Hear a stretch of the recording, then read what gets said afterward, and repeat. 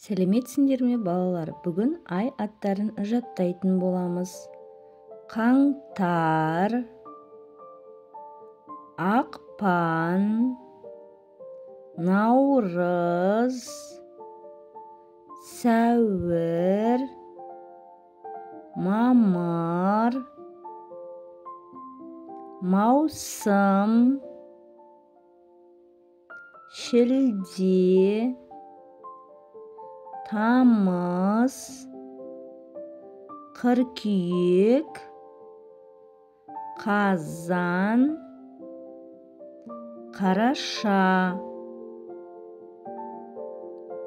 желтоқсан. Сонда балалар, бір жылда 12 ай бар екен. Тыңдағандарыңа рахмет балалар. Менің каналыма жазылып тіркелуді ұмытпаңдар. Подписацияны басып, қоңыраушаны басамыз. Сау болыңдар балалар.